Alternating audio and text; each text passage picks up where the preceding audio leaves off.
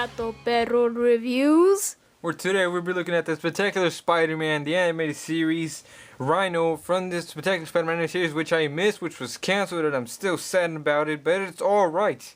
And I found this figure at La Pulga, aka the flea market, here in Houston, Texas.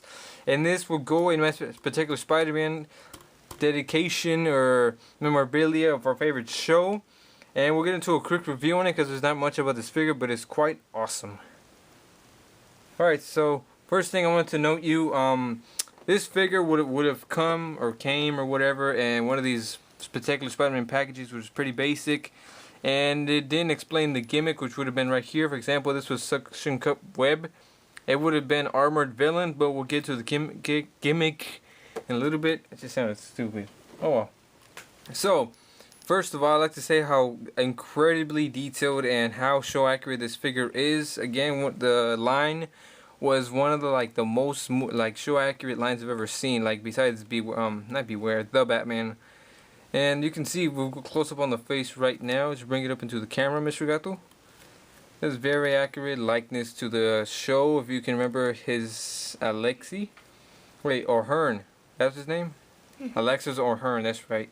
Not the complete Russian thing like it's gonna be in the Amazing Spider-Man 2, but very nice. Although his eyes or his pupils are kind of always looking up somewhat.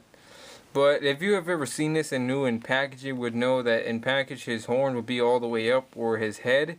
Just know that this is a very nice neck joint that allows it to go all the way up like that with a seamless, I don't know, just very smooth, like no hinge or anything is seen, and then you can make it go down side to side, which is very nice. But one thing that I didn't like or kind of caught me off guard, his shoulders do not go in and out.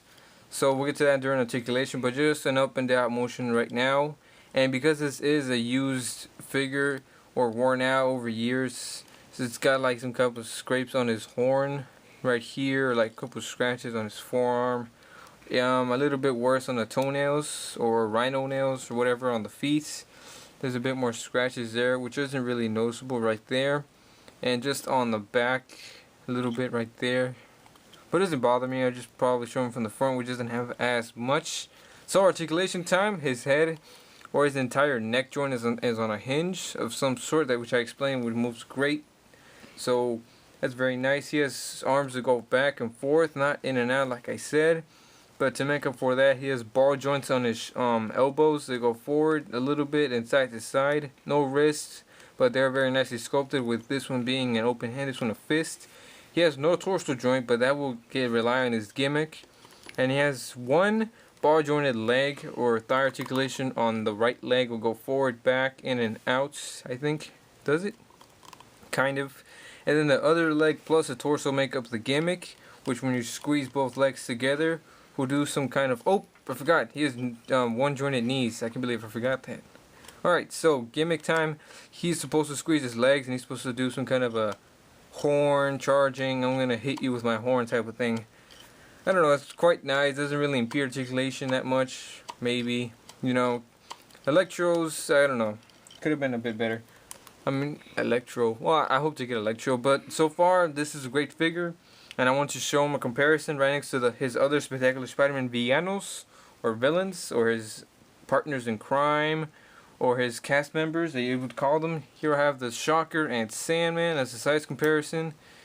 You can see how they all team up together. Have half of the Sinister Six so far, but do not have Vulture or Dr. Octopus or Electro, which I hope to find one day.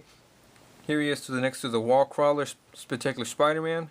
You can see next to him he's not as big as he was shown on the show itself. So what I would recommend is that you would either find a 3-inch figure to go along with them, and you can use them as in your Marvel Universe line, or you could wait for the new Rhino that's coming out that was showcased at the San Diego Comic-Con 2013, which is very nice, along with the 3-inch Mysterio. So this has been a review.